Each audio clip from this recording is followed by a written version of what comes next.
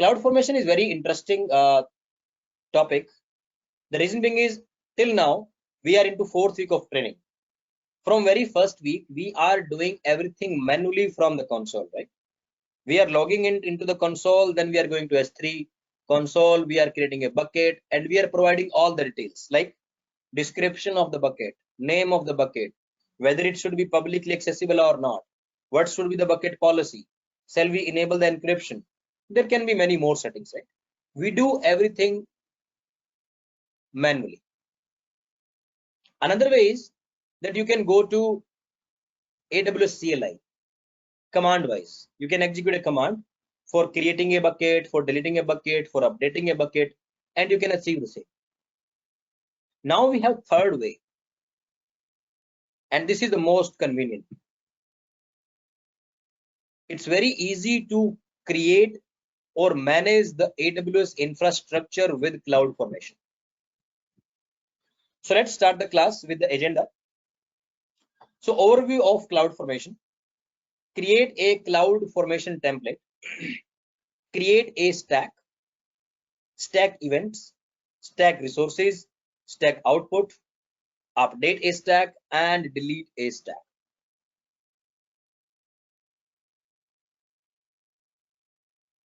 All these things we will be talking about. So AWS CloudFormation gives you an easy way to manage your infrastructure as a code. Very interesting thing, right? We will write the code and behind the scene it will manage my infra. It describes your desired resources and their dependency so that you can launch them together. For example, if I want to launch an EC2 instance, I would need a security group as well because that's required. I would need one IAM role as well because an IAM role will be linked with my EC2 instance. So there is a dependency for creation EC2 instance on two things, security group and IAM role. So you can define your main resources and their dependencies in a file in JSON format or in YAML format. I usually go ahead with YAML. I will show you shortly how to write that code, how to write the dependency, what is the syntax for that. You can use a template to create, update, or delete an entire stack as a single unit instead of managing resources individually. What is stack? Stack is a combination of all your resources and all your dependencies. That means suppose there are 10 resources, one S3 bucket, one security group, two IAM role, two EC2 instance, one Redshift, RDS, there can be 20 resources, right? I can put the code for those 20 resources in a single file. The file is known as template. And using that template, I will create one stack. Stack is a single unit. That means if I will create that stack, it will create all of my 20 resources. I don't need to create 20 resources independently. And similarly, if I want to delete all those 20 resources, instead of going to S3, going to Redshift, going to EC2, instead of doing that, I will simply delete the stack. And behind the scene, it will delete all of your 20 resources. It's very easy to create, update. You can update as well and delete. And you can integrate CloudFormation with other services like code build and code pipeline. This code I'm talking about, this template I'm talking about, you can maintain that template into Git. And you can integrate Git with code pipeline or code build. That means if I want to make any change tomorrow, suppose earlier there were two inbound rules to my security group. One rule is 22, that means my SSH. Another rule was 80. 80 is your HTTP connection. But now I need to add one more inbound rule, HTTPS, port number 443. How do I do that? One way is simply go to your AWS console, go to security group and add one more inbound rule that you can do. But another way is you update your CloudFormation template and then you update your stack. Stack will take care of adding that inbound rule, and not only adding, you can even remove that. Suppose you have 3 S3 buckets and now you notice that all 3 buckets are not required. Maybe 2 are sufficient. One bucket you want to remove.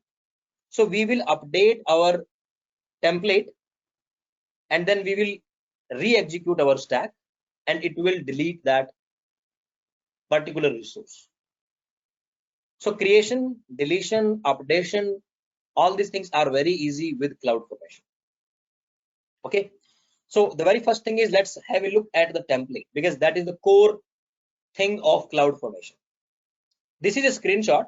Instead of screenshot, I will show you live. That would be much better. So I will be opening the CloudFormation sample. This is my CloudFormation. Okay. So the very first thing is AWS template format version. This is a mandatory line. If you will not provide this, this file will not be treated as CloudFormation template. So it's mandatory. Next is description. It's like optional, but still you should provide a meaningful description so that anyone is going through your template, he or she can understand like what's the purpose of this template, and you can read that. AWS CloudFormation sample template to create S3 bucket, EC2 instance, security group, and IAM. We'll be creating these things as part of this CloudFormation.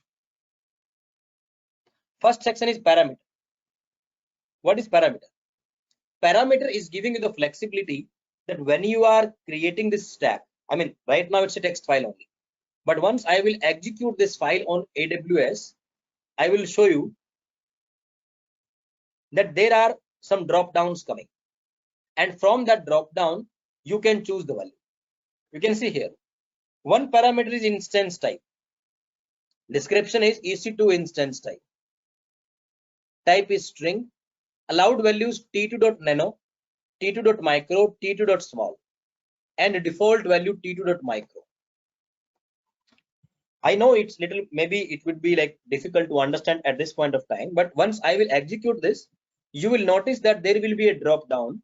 In that drop down, there will be three values: t2.nano, t2.micro, and t2.small. You can select any value of them. And in case you are not selecting, default value would be t2.micro.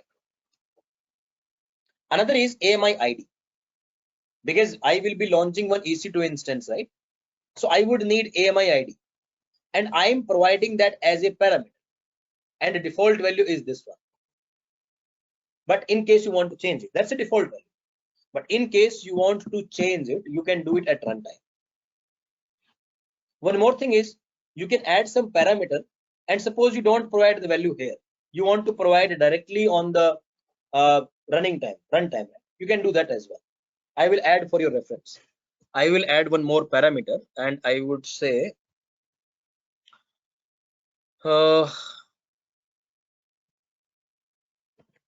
param1. Okay. Type we have to provide, that's mandatory. Type is string, that's all. I'm not providing any default value. You can provide at runtime. But only providing is not sufficient. Are you using this value somewhere? That's the ultimate point. Instance type I am defining here, but if you will see, I am using it here. Line number 43. This one. Ref means reference. I am referring to this value. Similarly, AMI ID are we using somewhere? We are using here. Line number 44. So I am referring to that. You can simply hard code here as well. You can do that. But we are parameterizing it. We are giving the user flexibility that they can provide something at runtime, and accordingly we will take it. So this is my parameter section. Any doubt till now?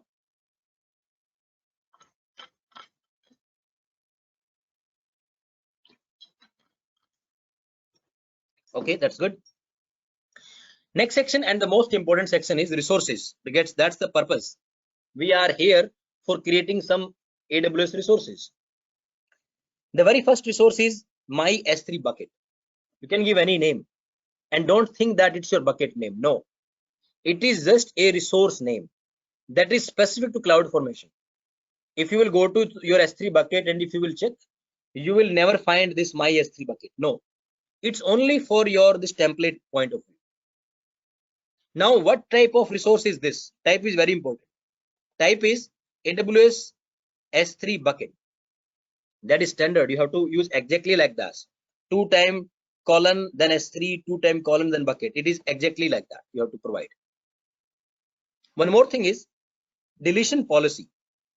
I was telling you that if I will delete my stack, it will delete the resources behind the scene, right? But as a special case, as a miscellaneous requirement, you may be thinking, suppose S3 bucket, that's very important resource that may be holding your website data or lot of stuff, right? What you are telling is, you are saying that if someone is deleting the stack deliberately or by mistake, I don't want to delete my bucket. Please retain my bucket.